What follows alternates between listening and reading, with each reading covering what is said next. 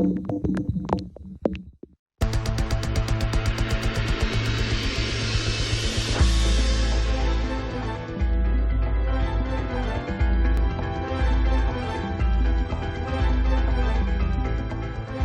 están? Muy buenas noches. Me da mucho gusto tener en esta mesa una vez más a Carlos Illades. Carlos, ¿cómo estás? Muy bien. Carlos está celebrando este nuevo libro, se llama El futuro es nuestro, historia de la izquierda en México. Creo que además es un libro pues, que sale a tiempo. Y que sale a tiempo porque creo que estamos, una vez más, el pretexto es la elección, pero también lo que está pasando en el país en términos de cambios en la representación política. De dónde está hoy nuestra izquierda existe y es importantísimo hacer esa historia. Lo hablamos la última vez que estuviste aquí. Como que nuestros historiadores tampoco se han fijado mucho en esa historia de la izquierda, ¿no? Claro que no. Nuestros historiadores se ocupan o del liberalismo o del conservadurismo. Si un historiador se ocupa de historia de la izquierda es que está metido en la grilla, en la política y que no está haciendo ciencia. Exacto, ¿no? Es decir, que no se hace eso, o de repente algunos se metieron a cómo nació el PRI, o la historia de la revolución y después el nacimiento del PNR y el PRI, ¿no? Eso parecería que es, ¿no?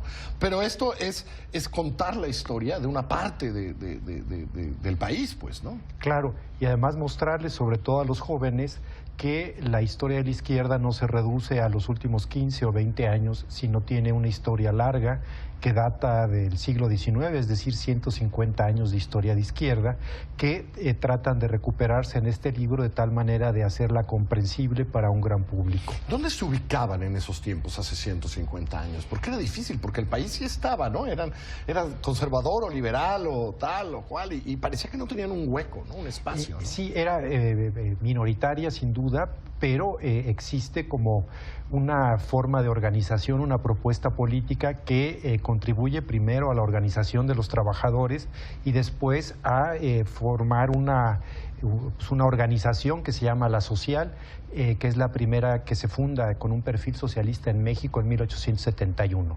Te diría nada más que... 1871. Por supuesto, por un inmigrante griego, Plotino Rodacanati. En México hay tres grandes corrientes de la izquierda. La de Rodacanati sería la corriente, digamos, socialista que llega hasta el siglo XXI. Otra es una corriente nacionalista que viene del XIX y también llega al siglo XXI, y una izquierda católica o cristiana que ocurre lo mismo con ella. Y que siguen caminando juntos. Por supuesto. Y de repente... digamos, en todo ese tiempo, y llega Porfirio Díaz, pero es en la revolución donde la izquierda, digamos, empieza a tomar otros carices, ¿o no? Sí, en parte porque O sea, quiero creer que en los tiempos de Porfirio también, pues, ¿no? Sí, en los tiempos de Porfirio, porque es cuando se constituyen grandes industrias donde se forman sindicatos, y después de la revolución porque los sindicatos, digamos, se expanden y porque llegan nuevas corrientes ideológicas. El Partido Comunista Mexicano se funda en 1919. Mucho por lo que está pasando en la antigua Rusia, convirtiéndose en la Unión Soviética, ¿no? Sin duda, pero también por la influencia de esta tradición socialista que ya venía de décadas atrás, mexicana. Has hablado un par de veces de cómo la organización laboral, la organización de los trabajadores importa muchísimo para la creación de la izquierda. ¿Hay algún momento en que la izquierda empiece a disputarse esos trabajadores, digamos? Es decir, porque, digamos, todas las corrientes lo que quieren es esa base social, ¿no? Sí, digamos, la disputa no con mucho éxito. Interviene en los sindicatos, interviene en la CTM, interviene en la organización del movimiento campesino, interviene en las grandes huelgas, no sé, pienso en la de los ferrocarrileros, en el 68, etcétera, pero nunca con la presencia que tiene, pues, el PRI en el movimiento sindical, ¿no? De hecho, cuando se politiza, digamos, en términos, o cuando intenta politizarse como movimiento, vive mucho tiempo en la clandestinidad, alguna parte de esa izquierda, ¿no? Sin duda, perseguida y amedrentada e incluso desaparecidos. Y la otra disputa de la izquierda, que es algo singular en México, al menos en relación con América Latina, es que se disputa la revolución. Uno de los problemas, sobre todo, que tiene el comunismo en México, es que en un país quiere hacer la revolución en un país donde el régimen se funda en la legitimidad revolucionaria. Y donde digamos que la revolución no la hizo la izquierda, no la hizo el socialismo, ¿no? Entonces le cuesta mucho trabajo reivindicar esa parte, ¿no? Exacto, entonces se trata o de radicalizarla, como estilo los jacobinos en la Revolución Francesa, o hacer una nueva. ¿Y qué influencia en nuestra izquierda tuvieron las disputas en la Unión Soviética? Porque, digo, tenemos corrientes de la izquierda de la segunda mitad del siglo pasado, ¿no? Que son claramente trotskistas, y hay otros claramente mucho más alineados a la Unión Soviética y por lo tanto a Stalin y a esa Unión Soviética. ¿Cómo afectó esa parte, Carlos? Sin duda es cierto lo que dices, y es por una razón. La izquierda a nivel mundial es un movimiento, es global. O sea, antes de la globalización, los anarquistas, los comunistas, etcétera, son movimientos internacionales. Entonces, desde el siglo XIX y sin duda a lo largo del siglo XX y todavía hoy, lo que ocurre en el resto del mundo impacta mucho las distintas posturas dentro de la izquierda. Entonces, incluso a llegar a absurdos tales como que se dividiera la izquierda por qué pasaba en Corea o por qué pasaba en China sí, pero que sucedió, ¿no? Pues sin duda. Hemos leído, la disputa del trotskismo con los otros izquierdismos y comunismos mexicanos, pues por algo que no acababa de ser una disputa, era una disputa de fuera, ¿no? A final de cuentas, ¿no? Claro, aunque ahí hay como un matiz importante. Esto es, la izquierda mexicana pues carga con el asesinato de Trotsky, ¿no?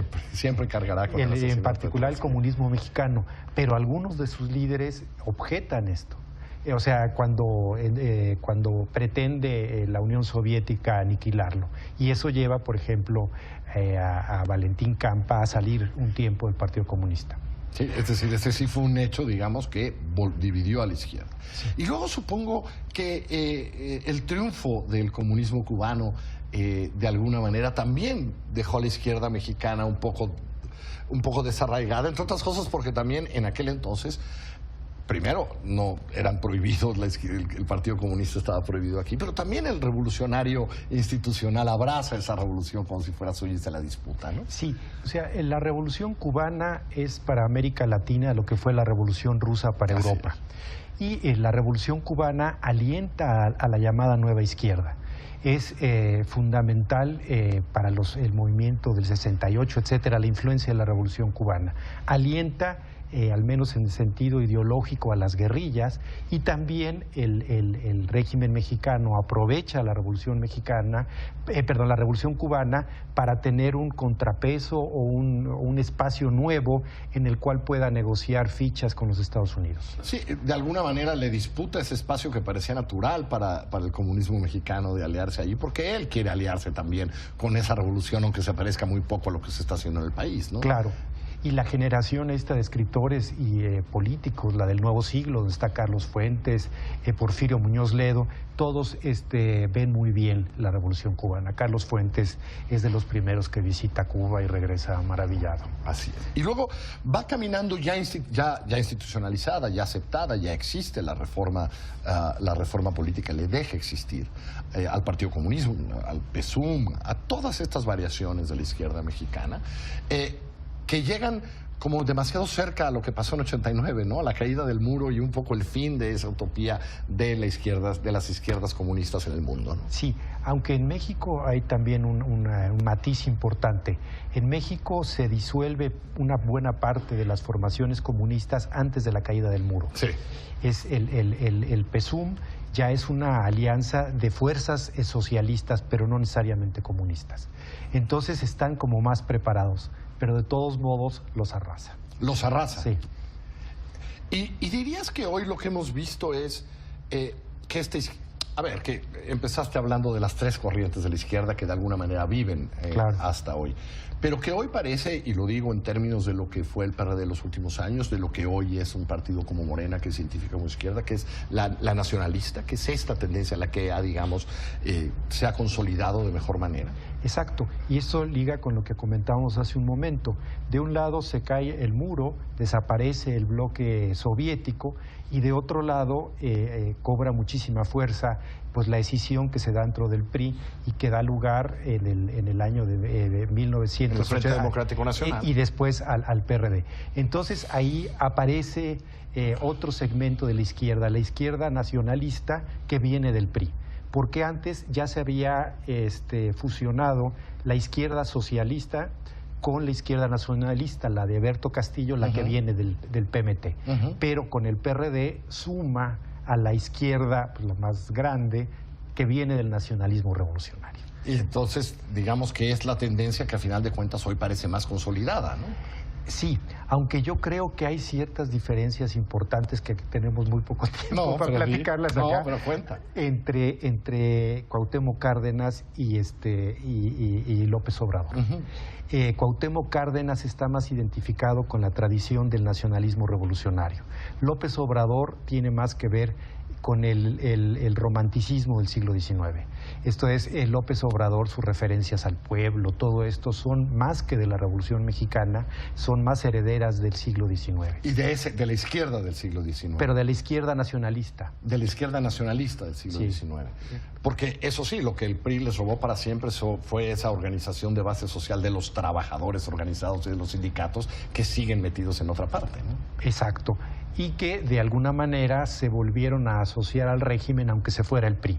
Eso lo hacen en los tiempos del PAN. Y en parte la estrategia, pues cuestionable y todo, pero quizá eficaz de López Obrador ahora, es que los está volviendo a agrupar.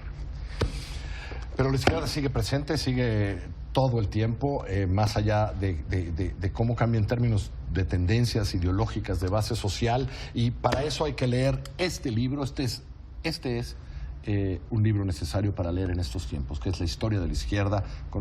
Me encanta, el futuro es nuestro. Me encanta. Carlos, felicidades. Muchas gracias, Carlos. Muchas gracias. Que les vaya muy bien. Muy buenas noches, pónganse a leer. Hasta luego.